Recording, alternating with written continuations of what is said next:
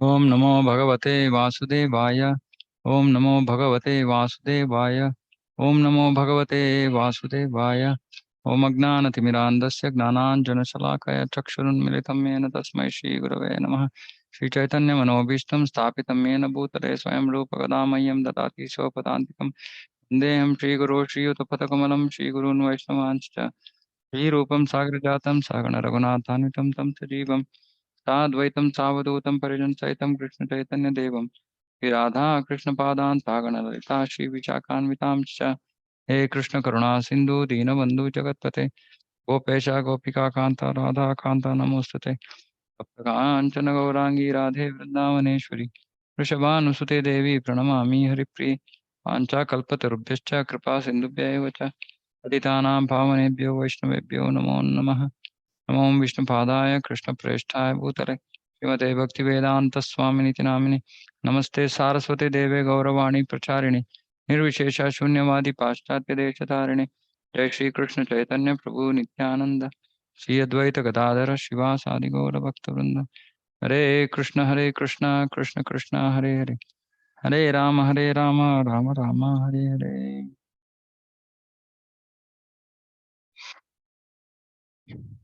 हरे Krishna. Okay, तो आज हम श्लोक संख्या 23 अध्याय 2।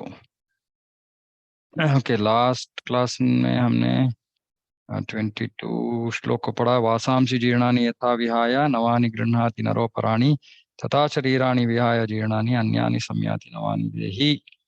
जो देही है इसका मतलब है जो इस शरीर में बसा है, वो आत्मा। अ, इस शरीर तो एक वस्त्र जैसा है, जो पुराना हो गया। जब वस्त्र पुराना हो जाती है तो हम उसको बदलते हैं, उसको फेंकते हैं, टुकराते हैं और नया वस्त्र पहनते हैं। इसी तरह जब ये शरीर जीर्ण हो जाता है तब आत्मा इस शरीर को छोड़ के दूसरा शरीर में प्रवेश करता है। और उस शरीर का ये बदलावन का जो प्रक्रिया है इसको ही मरण या मृत्यु बोलते हैं। और ये मृत्यु कैसे का प्रक्रिया कैसे होती है, गरुड़ पुराण में बताया गया है कि जो सूक्ष्म शरीर है, मन बुद्धि और अहंकार, आत्मा को एक स्थूल शरीर से दूसरा स्थूल शरीर में लेके जाता है। और ये कब होता है, जब दूसरा शरीर कहाँ पैदा होना है ये निश्चित हो जाने के बाद हम पुराने शरीर को छोड़ते हैं। गारंटी होने के बाद हम छोड़ते हैं। फिर उस शरीर का कुछ मौल्य नहीं है पुराने शरीर का, और हम नया शरीर प्रवेश करते हैं। हम्म, तो ये उतना ही हमको इम्पोर्टेंस देना चाहिए शरीर को। शरीर, जब तक आत्मा इस शरीर में है तब तक शरीर का कुछ वैल्यू रहता है। जब आत्मा छोड़ता है इस शरीर को, शरीर का कुछ वैल्यू नहीं रहता है। लेकिन हम तो इससे हम क्या समझ सकते हैं कि शरीर ज्यादा अमूल्य है या आत्मा। तो आत्मा ज्यादा अमूल्य है, तो ये शरीर के बारे में हमको इतना ज्यादा हम समय परिश्रम सब डालते हैं शरीर के ऊपर, इसको की स्थिति में रखने के लिए। लेकिन आत्मा के बिना इस शरीर का कुछ वैल्यू ही नहीं है। तो कृष्ण यहाँ बोल रहे कि उतना ही इम्पोर्टेंस दो। कि कितना वस्त्र को कितना दोगे उतना ही वो रात में पहनोगे, सुबह उठ के धोने के लिए डाल दोगे बस। वहाँ क्या हम रोते बैठे बैठते क्या, ओ मैं तो कल पूरा दिन ये वस्त्र को पहना, मैं अभी तो इसको मैं धुलने के लिए डाल दिया नहीं। ठीक है, हो गया, छोड़ दिया, अभी नया वस्त्र पहनो और निकलो, काम करो। जो काम है उसके ऊपर हमको ध्यान देना पड़ता है, वस्त्र के ऊपर नहीं। इसी तरह जब हम आत्मा है और इस मनुष्य शरीर हमें मिला है तो हमको पहला हमें ये जानना है कि मेरा इस मनुष्य जन्म का उद्देश्य क्या है, और उद्देश्य के पीछे जाना है, शरीर के पीछे नहीं। शरीर तो एक वाहन है, ठीक है, अच्छी स्थिति में है तो बहुत संतो खुशी की बात है कि वो अच्छा चलेगा वाहन। तो हमारा जीवन का उद्देश्य हम बहुत अच्छी तरह से हम उसके पीछे जा सकते हैं। लेकिन अच्छा नहीं है, देह का स्थिति अच्छा नहीं है, इसका मतलब ये नहीं कि हम हमारा ध्येय ही छोड़ दे या भूल जाए। तो कृष्णा यहाँ बोल रहे हैं कि इतना ज्यादा उसके ऊपर इतना सोचने का आवश्यकता नहीं है। तो अभी हम यहाँ से आगे बढ़ेंगे। 23। नैनं चिन्वन्ति शस्त्राणि नैनं दहति पावकः न चैनं क्लेदयन्त्यापो न शोषयति मारुतः। अभी कृष्ण इस श्लोक में और आगे वाले श्लोकों में क्या बता रहे हैं कि इस आत्मा और जड़ भौतिक, इसके बीच का डिफरेंस क्या है, भिन्नता क्या है, कैसे हम आध्यात्मिक वस्तु को कैसे पहचाने, उसका गुण क्या है। तो यहाँ कृष्ण बता रहे कि यह आत्मा न तो कभी किसी शस्त्र द्वारा खंड खंड किया जा सकता है, न अग्नि द्वारा जलाया जा सकता है, न जल द्वारा भिगोया या वायु द्वारा सुखाया जा सकता है। ये जो विषय है यहाँ, हाँ, जो भौतिक वस्तु है वो शस्त्र द्वारा खंड खंड हो जाता है, या अग्नि द्वारा जलाया जा सकता है। हाँ, लेकिन आत्मा या आध्यात्मिक वस्तु इससे संपूर्ण व्यतिरिक्त है, संपूर्ण विरुद्ध है। तो उसको खंडन नहीं कर सकते हम, जला नहीं सकते, भिगो भिगो नहीं सकते, या उसको सुखाया नहीं जा सकता है। तो इससे हमें पता चल सकता है कि ये तो हम दो संपूर्ण विरुद्ध वस्तुओं का संपर्क में है। एक तो वस्तु ये भौतिक शरीर से पूरा अपोजिट है। आत्मा भौतिक शरीर से पूरा अपोजिट है, लेकिन अभी हमारा स्थिति क्या हो गया कि इस आत्मा के विषय छोड़ के हम भौतिक शरीर को ही मैं मान के हम जी रहे हैं, कोई शरीर ही मैं हूँ ऐसे सोच के जी रहे हैं हम। लेकिन शरीर और आत्मा का गुण हम देखते हैं तो पूरा अपोजिट है। तो ऐसे इसको कैसे समझे कि एक बहुत बड़ा रईस, बड़ा पैसे वाला, वो जाके एक कोई भिखारी के घर में रह रहा है। तो इसका तो कुछ मतलब ही नहीं है। और वो वहाँ भिखारी के घर में रह रहा है और बहुत दुखित है कि अरे तो मेरा एसी नहीं है यहाँ, ये नहीं है, वो नहीं है, कैसे हो सकता है। हाँ, तो आत्मा जो आध्यात्मिक है, भौतिक शरीर मेरा है ऐसे सोच के आत्मा जी रहा है। हाँ, तो इसीलिए इस भौतिक जगत का, इस शरीर के संबंधित जो भी विषय है उससे आत्मा दुखित हो गया है। हाँ, जैसे वो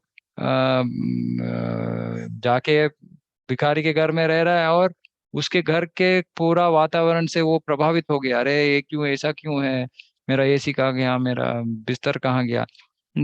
तुम्हें यहाँ आने के लिए किसने बताया, किसने बोला। अपने घर में रहते ना, सब कुशल मंगल होता।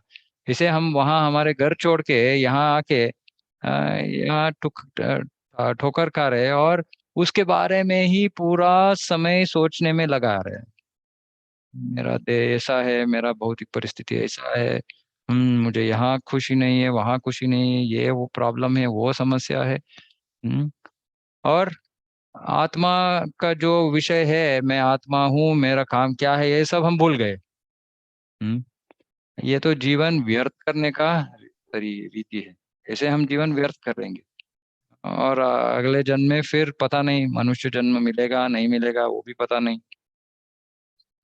हाँ, ऐसे तो ये मनुष्य शरीर को हम व्यर्थ कर देंगे। तो यहाँ कृष्ण बोल रहे हैं, नहीं नहीं देखो, समझो, ये आत्मा जो है वो संपूर्ण ऑपोजिट है भौतिकता के साथ। तो इसको ऐसे मिसअंडरस्टैंड मत करो, गलत फहमी में मत रहो।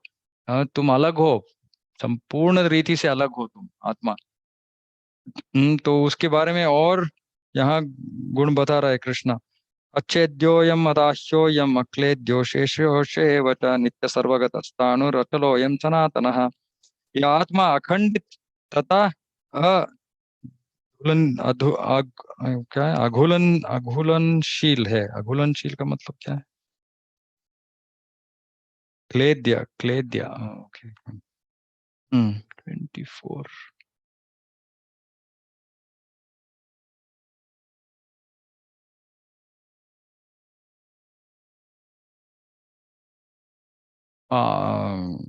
उसको क्या बोलते हैं, पानी में घुलना, घुल जाता है। हाँ, घुलेगा नहीं, या घुलनशील है।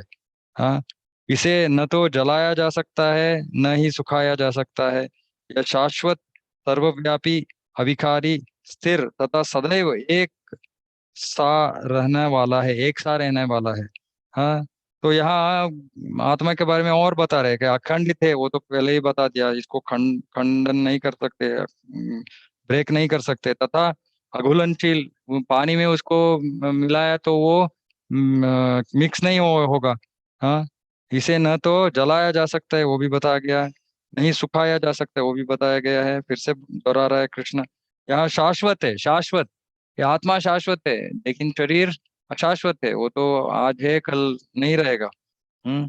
सर्वव्यापी, सर्वव्यापी का मतलब क्या है कि आत्मा इस भौतिक जगत में हर जगह, हर जगह में आत्मा है। आत्मा है उसका मतलब क्या है कि एक आत्मा एक शरीर को लेके कहीं कभी किसी सब जगह में है, सर्वव्यापी है। सर्वगत, सर्वगत का मतलब है सब जगह में वो गया है। हर जगह में गया है। सर्वव्यापी, अविकारी। हाँ, अविकारी का मतलब है वो उसको वो बदलावन नहीं है उसके लिए, वो स्थिर है।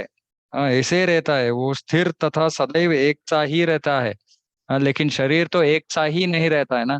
शरीर तो शुरू में छोटा बालक है, उसका इतना छोटा शरीर रहता है, फिर वो बढ़ता है, बढ़ता बढ़ता है। फिर उसके बाद में ऐसे ही रहता है थोड़ा समय, फिर उसका वो क्षीण होता है शरीर, फिर वो मर जाता है, चला जाता है। तो शरीर का इतने सारे बदलावन है, लेकिन आत्मा का कुछ नहीं, आत्मा कुछ बदलता नहीं है, ऐसे ही है। अ, दे शरीर बदल रहा है, इसका मतलब ये नहीं कि आत्मा बदल रही है। आत्मा तो एक ही है, उसमें कुछ बदलावन होता नहीं है। तो सनातन रूप से वो ऐसा ही है, पहले भी वैसा ही था, आज भी वैसा ही है, कल भी ऐसा ही रहेगा। हाँ, वो किसी तरह का वो शरीर ले सकता है, वो कुत्ता का शरीर ले सकता है, मनुष्य का शरीर लेता है, सुअर का शरीर ले सकता है, लेकिन वो बदलता नहीं है, सिर्फ शरीर बदल रहा है। तो इसका मतलब क्या है कि आत्मा का जो काम है, आत्मा का जो गुण है, वो बदलता नहीं है।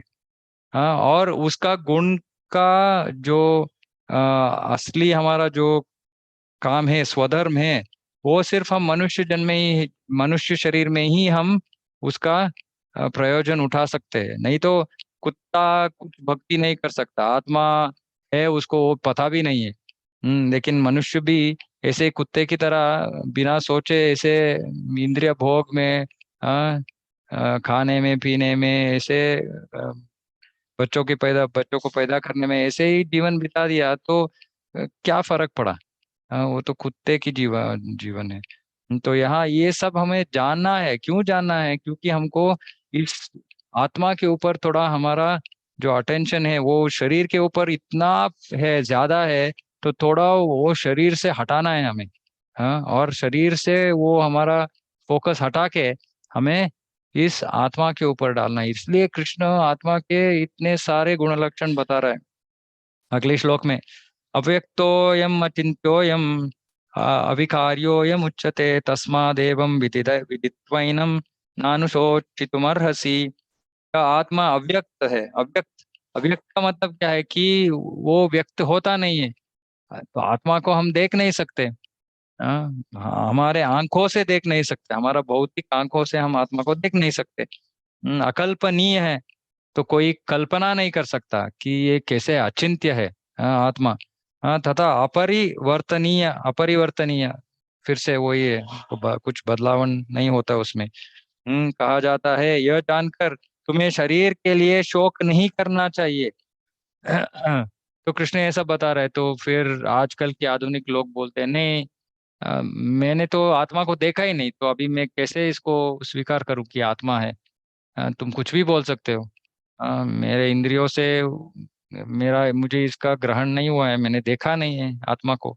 तो मैं इसको कैसे स्वीकार करूं? फिर हम कैसे उत्तर देंगे इसको, इसका उत्तर कैसे देंगे हम? कोई ऐसे बोलता है तो मैंने तो देखा नहीं है, तो मैं स्वीकार नहीं करूंगा, तो हम क्या उत्तर दे सकते हैं उसको? कोई प्रचारक, कोई उसको उत्तर सोच सकता है कि कैसे उत्तर दे सकते हैं हम ऐसे लोगों को जो बोलते हैं मैंने देखा नहीं, तो मैं क्यों स्वीकार करूं? हम्म। किसी का कुछ आइडिया?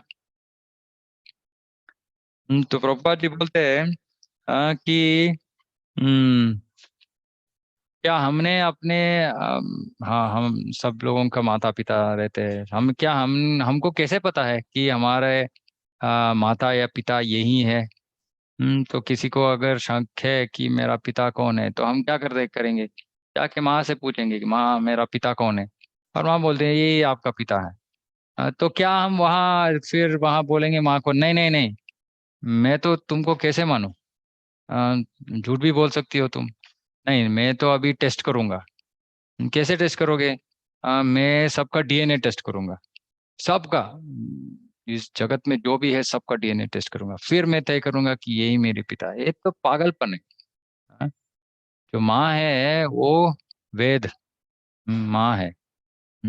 तो पिता कृष्ण इस वेद को, महारूप वेद को हमको दिया है, और वेदों के ज्ञान से हमको ये पता चलता है कि मैं आत्मा हूँ। तो नहीं देखा है इसका मतलब ये नहीं कि वो नहीं है। हाँ, हमारा आंख इतना अगर लाइट नहीं है तो हम कुछ देख नहीं सकते, तो इस आंख के द्वारा हम कैसे डिसाइड कर सकते हैं कि मैंने देखा नहीं है इसलिए आत्मा ही नहीं है? हाँ। तो ऐसे मूर्ख लोग रहते हैं। अभी तो स्कूल कॉलेज जाते हैं सब लोग, किसी ने क्या, सबको एक सबका जो ये हमारे टेक्स्ट बुक्स में जो भी है हमने सब उसका टेस्ट किया क्या, एक्सपेरिमेंट किया है क्या कि ये सब ठीक है क्या? साइंस में बोल रहे हैं ये फार्मूला है। इसको हम जाके टेस्ट करके फिर स्वीकार किया है क्या हमने? हम तो ऐसे ही आंख बंद करके स्वीकार करते हैं। आधुनिक विज्ञानी कुछ बोल दे तो हम तो उनके ऊपर घिर के हम स्वीकार करते हैं, नहीं नहीं नहीं, तो ये विज्ञानी बोल रहे हैं नहीं नहीं, अभी इसको पूरा हमने स्थापन नहीं किया, नहीं ठीक है तुम बाद में स्थापन करो, मैं अभी स्वीकार करता हूँ, इतना हमको ये है, उनका स्वीकार करने के लिए। लेकिन जब वेद में कुछ बताया गया है, हम हजार प्रश्न पूछते हैं, ये नहीं, ये क्यों नहीं, मैं तो नहीं मानता। हाँ। और एक और उदाहरण देते हैं प्रभुपाद, हम कटिंग सैलून जाते हैं। वो हम फिर आंख बंद करके हम सो जाते हैं, उसको बोलते हैं ऐसे कट करो वैसे कट करो, आंख बंद के बस। हम क्या उसको उसको खींची और ये देख के बैठते हैं क्या? नहीं, हमको उसके ऊपर विश्वास है कि ठीक करेगा वो। तो हम तो हमारा पूरा जीवन इस विश्वास के आधार में ही चल रहा है। स्कूल में कॉलेज में विश्वास, टीचर के ऊपर विश्वास। हाँ। जो दूध आता है घर उसके ऊपर विश्वास। हम क्या टेस्ट करते हैं क्या कि दूध ठीक है, इसमें विष नहीं है क्या? रोज नहीं, कुछ स्वीकार करते पीते। सब कुछ विश्वास के ऊपर चल रहा है, लेकिन सिर्फ आध्यात्मिक ज्ञान जो है विश्वास के ऊपर नहीं चलता। नहीं नहीं नहीं, वेद कौन कौन किसने दिया है वेद? कौन? उसके लिए कुछ नाम दे दिया तो एक एक आदमी बोलता है नहीं नहीं, नाम कैसे? ये तो एक सामान्य व्यक्ति अभी इसको लिखे है, तो मैं कैसे इसको स्वीकार करूं? लेकिन टेक्स्ट बुक तो सामान्य व्यक्ति दिया, वो तो स्वीकार कर रहे हैं हम।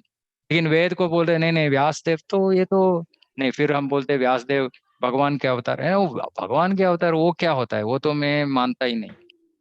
तो पागलपन है। लोग क्या है ना, वो जीवन को व्यर्थ करने में वो तुले है। तो क्या कर सकते हैं? तो प्रभुपाद बोल रहे वेदों को स्वीकार करना है, ये परंपरा में जो ज्ञान आ रहा है उसको स्वीकार करना है। इसको नहीं स्वीकार करेंगे तो हमारा जीवन ऐसे वेस्ट हो जाएगा। हाँ माता जी। हरे कृष्ण प्रभु जी, हरे दंडवत प्रणाम। कृष्ण। प्रभु जी, मैं ये बोल रही थी, जैसे अभी कोरोना आया था, हम कुछ हम्म। भी नहीं जानते थे। अब साइंटिस्ट ने नाम उसका कोरोना रख दिया, आज उससे हम्म। ये इफेक्ट हो रहा है। हम कुछ भी नहीं जानते हुए वो लोग जो बोल रहे हैं उस चीज पे कर ही रहे थे ना। हम्म।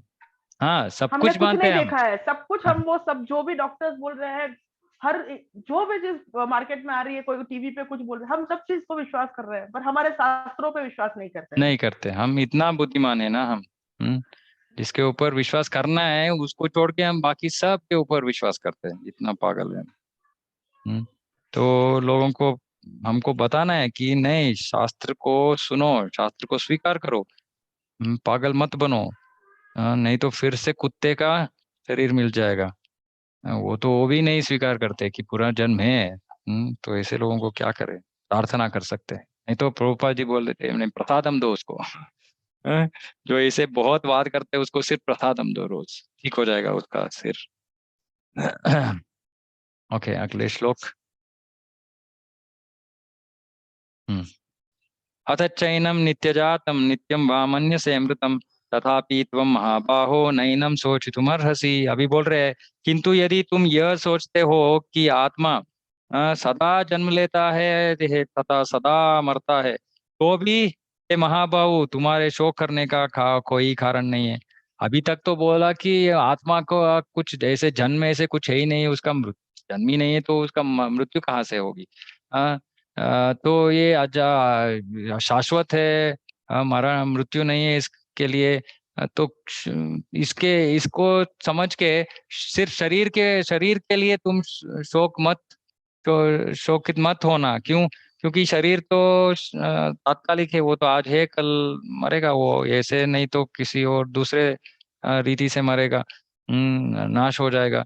तो आत्मा का विषय के बारे में सोचो और अपना कर्तव्य करो। अभी लेकिन वो एक और बात, कृष्ण एक और विषय बोल रहा है अभी। नहीं, ठीक है, अगर तुम सोच रहे हो कि ये आत्मा ऐसे कुछ है ही नहीं है, शाश्वत नहीं है, ये तो मरने वाला, इसका तो जन्म होगा फिर हम वो मरेगा, ठीक है ना। फिर फिर शोक करने का क्या कारण है? तो मरेगा फिर से जन्म लेगा। हाँ, तो क्या प्रॉब्लम क्या है? हाँ, तो कृष्ण भगवत गीता में बहुत सारा तर्क के आधारित वो लोगों को दिया है। तो इससे हम हमें जानना है कि अर्जुन को वो कन्विंस कर रहे हैं कि ऐसे नहीं कि मैंने बोल दिया तुम स्वीकार कर लो, नहीं। हाँ, ऐसे भी लोग ऐसे भी सोचते हैं, उसके लिए कैसे वाद करना है, लोग ऐसे भी सोचते हैं उसका क्या वाद है। हाँ, तो ऐसे कृष्ण हम हमें ट्रेन कर रहे हैं यहाँ। हाँ, कि लोग ऐसे भी प्रश्न पूछेंगे तो आपको उसका भी उत्तर देने के लिए आप तैयार रहना है। तो यहाँ बोल रहे ठीक है, तुम अगर आत्मा शाश्वत हो ये सब नहीं मानते हो उस और सोचते हो कि उसके लिए उसका जन्म है होता है, उसका मृत्यु होता है होती है, तो ठीक है। फिर तो फिर से जन्म लेगा आत्मा, तो क्यों शोक करने का क्या कारण है? हम्म। जातस्य ही ध्रुवो मृत्युर्ध्रुवम जन्म अमृतस्य च तस्माद् अपरिहारार्थे न त्वं शोचितुमर्हसि।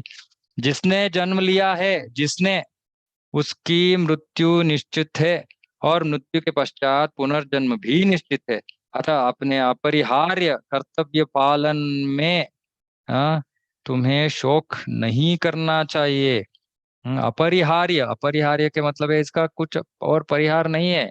अपरिहार्य कर्तव्य पालन, तुमको कर्तव्य पालन करना ही है। हाँ, कुछ कारण, ऐसे कारण देख के तुम भाग नहीं सकते अपने कर्तव्य से। क्षत्रिय होके अर्जुन को बोल रहे हैं कृष्ण, क्षत्रिय होके तुम्हें तो युद्ध करना है, तू तो भागने में तुला है तू। नहीं, तू आत्मा सनातन है, मानो नहीं मानो, कुछ भी करो, तुम्हें तो कर्तव्य करना ही है। तुम कहीं भाग नहीं सकते। हम्म। तो तुम्हें शोक नहीं करना चाहिए। तुम शोक के कारण अभी युद्ध करने के लिए तुम नकार रहे हो, लेकिन शोक नहीं करना है, तुमको अपना कर्तव्य का पालन करना है। तो ये ओके, अगली श्लोक। अव्यक्तादीनि भूतानि व्यक्तमध्यानि भारत अव्यक्तानि नान्येव तत्र का परिदेवना। सारे जीव प्रारंभ में अव्यक्त रहते हैं, मध्य अवस्था में व्यक्त होते हैं, और विनष्ट होने पर पुनः अव्यक्त हो जाते हैं। अतः शोक करने की क्या आवश्यकता है? तो वही तर्क दे रहा है कृष्ण की शरीर जो है वो तो आज है कल नहीं रहेगा। आत्मा जो है सनातन है। तो शोक करने का कुछ कारण नहीं है। इसके बारे में थोड़ा सोचो और तुम्हारा कर्तव्य पालन करो। हाँ, और इस विषय का, आत्मज्ञान का आखिरी आखिरी श्लोक में कृष्ण बोल रहा है कि आश्चर्यवत पश्यति कश्चिदेनम आश्चर्यवत वदति तथैव चान्यः आश्चर्यवत तैनम अन्य शृणोति श्रुत्वाप्येनम वेद न चैव कश्चित्। कोई आत्मा को आश्चर्य से दिखता है। अभी इतना सब श्रवण करके जो इसको मानता है, इसको स्वीकार कर रहा है, तो वो तो सोचेगा अरे ये तो कितना आश्चर्य की बात है। मैंने तो इतना साल मेरा जीवन का सोचा ही नहीं कि मैं आत्मा हूँ और मेरा कुछ ऐसे मृत्यु जैसे कुछ है ही नहीं है मेरे लिए। हाँ, तो आश्चर्यचकित हो जाता है व्यक्ति, ओ ये तो बहुत सुंदर है। हाँ, कोई इसे आश्चर्य की तरह बताता है। हाँ, जो हम इसको सुनते हैं, जब हम इसके बारे में किसी दूसरे लोगों को बताते हैं, तो हम वाह, देखो कितना आश्चर्य का विषय है। हाँ, ऐसे हम किसी को बताते हैं। हाँ, और कोई इसे आश्चर्य की तरह सुनता है। किंतु कोई कोई इसके विषय में सुनकर भी कुछ नहीं समझ पाते। तो आखिर का जो बात है बहुत क्या है, महत्वपूर्ण है। हाँ, हम आत्मा के बारे में सुनकर भी कुछ नहीं समझ पाते।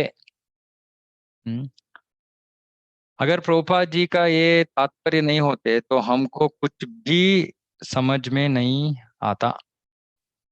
क्योंकि अभी सोचिए एक एक क्षण के लिए। ठीक है, हम समझ लिया हमने कि ओके ठीक है, मैं आत्मा हूँ, मैं शरीर नहीं हूँ। तो फिर क्या करें, क्या करूं मैं उससे? उस ज्ञान को लेके मैं अभी क्या करूं? मेरा जीवन को मैं कैसे बदलूं? कैसे समझ में आएगा हमको?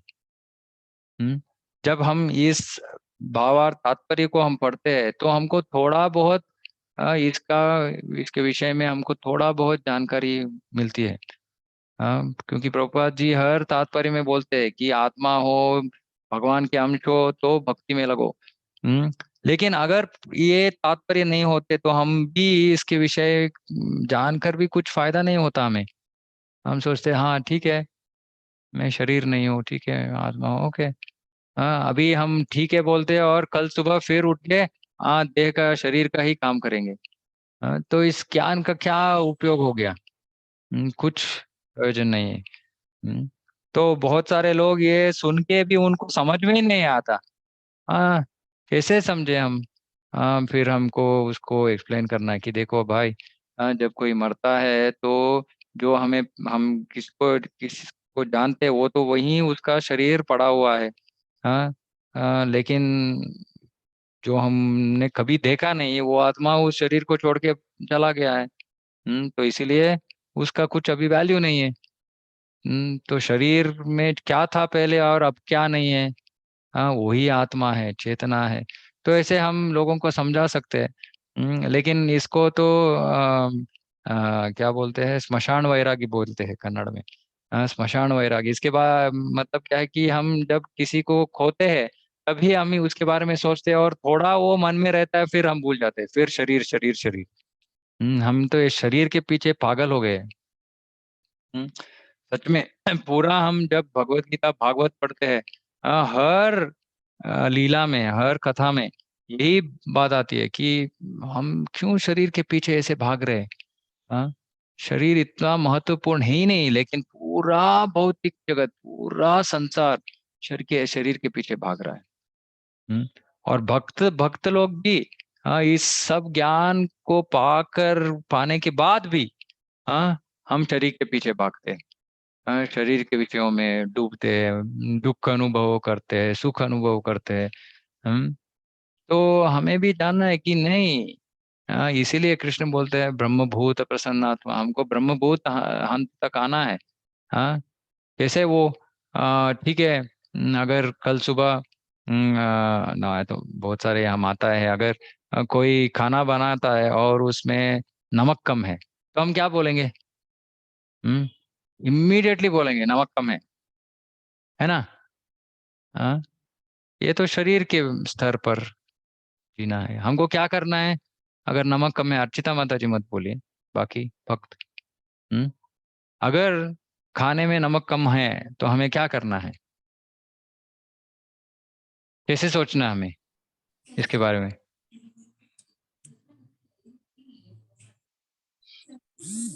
हरे कृष्णा। सरल सी प्रश्न पूछा मैंने।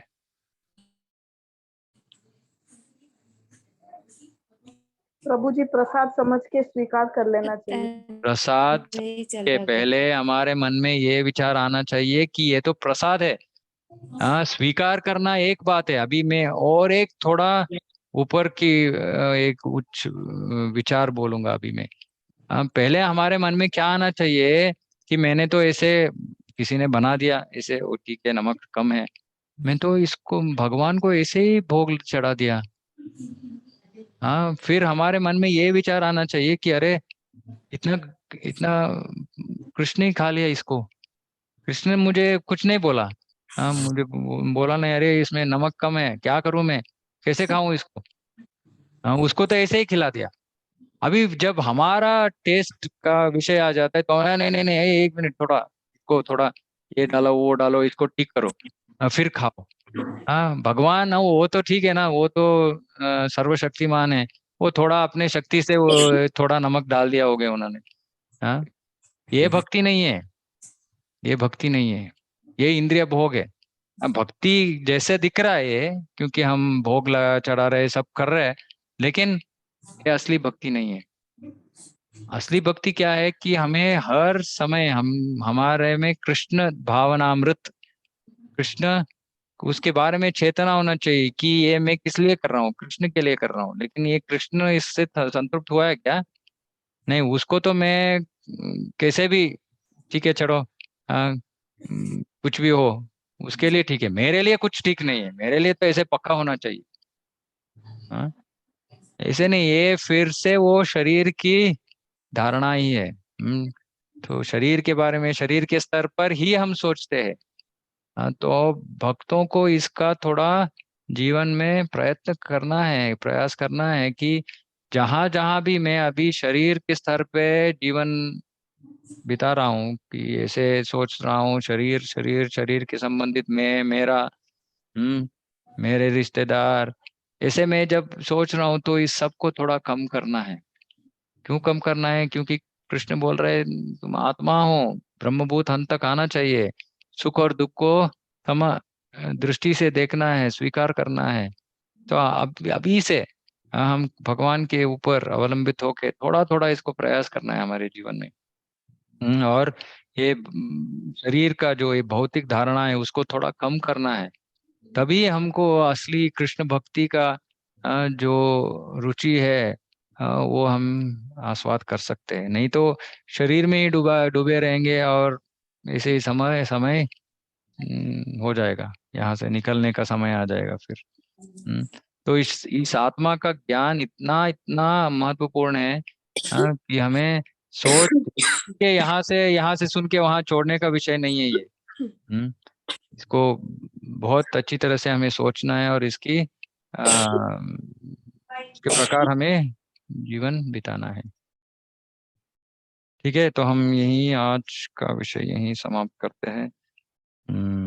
कोई के एक और श्लोक है, वो पढ़ लेता हूँ मैं, उसके विषय में अभी बोल दिया अभी। देहि नित्यम अवध्योयम देहे सर्वस्य भारत, तस्मात् सर्वाणि भूतानि न त्वं शोचितुमर्हसि। हे भरतवंशी, शरीर में रहने वाले देही का कभी भी वध नहीं किया जा सकता, अतः तुम्हें किसी भी जीव के लिए शोक करने की आवश्यकता नहीं है। ठीक है, इसके बारे में मैं अगले क्लास में फिर से बताऊंगा। शोक करने का इसका मतलब क्या है, कि मैं किस विषय का शोक करना है, किस विषय के लिए शोक नहीं करना है। इसके बारे में हम बुधवार को, नहीं गुरुवार को चर्चा करेंगे। ठीक है, तो अभी आज 29 तक ही किया हम करा फिर। ठीक है, किसी का कुछ प्रश्न, विषय क्लियर है, स्पष्ट है? हाँ पर ओके, ठीक है, किसी का कुछ प्रश्न नहीं तो हम खत्म कर सकते हैं आज का। प्रभु जी, हाँ, बोलिए माता जी। हरे कृष्णा। ಹರೇ ಕೃಷ್ಣ ಪ್ರಭುಜಿ. बोलिए। ಪ್ರಸಾದ ಟೆಸ್ಟ್ ಮಾಡ್ಬಿಟ್ಟು ಇಡ್ಬೋದಾ ಪ್ರಭುಜಿ? ಪ್ರಸಾದ नहीं चढ़ा सकते हैं क्या? नहीं नहीं नहीं नहीं, ओके. उसको इसीलिए वो राधा रानी का डिपार्टमेंट है, किचन। तो जब माताएं खाना पकाने से पहले पहले हमारा जो चेतना है, कॉन्शियसनेस है, ओके प्रभु उसको जी. उसको पूरा हमें प्रार्थना भाव में हमें खाना पकाना शुरू करना है। प्रार्थना क्या है, राधा रानी इतना पक्का बनाती है, इसमें कुछ भी गलत नहीं होता राधा रानी का। और हर दिन वो एक ही आइटम बनाती है फिर भी उसका स्वाद अलग रहता है। हाँ, तो ये सिर्फ किचन जो है ना, राधा रानी का कृपा है। हाँ, तो प्रार्थना कीजिए कि राधा रानी आपकी जैसा मैं भी कृष्ण को सेवा करने का ये इच्छुक हूँ, तो आपका कृपा मेरे ऊपर रहने दीजिए। तो ऐसे प्रार्थना करके हमें शुरू करना है। फिर कुछ गड़बड़ नहीं होता है खाने में। तो सब कुछ पक्का रहता है। लेकिन हम अब अगर हम टेस्ट कर लिया तो हम हमारा क्या, हम चबरी बन गए। हाँ, हमारा जूठा भगवान को दे रहे हैं।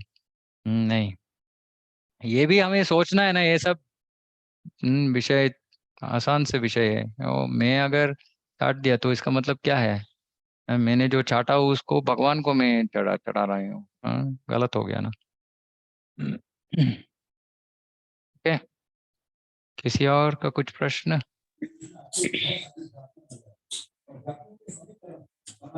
ओके, ठीक है, तो हम खत्म करेंगे आज का कुछ। पंचकल्पतरुभ्यश्च कृपा सिन्धुभ्यो च पतितानां पावनेभ्यो वैष्णवेभ्यो नमो नमः। वैष्णव भी नमन अनंत कोटि वैष्णव वृंद की जय। जय प्रभुपाद की जय। हरे कृष्ण प्रभु दंडवत प्रणाम। हरे कृष्ण।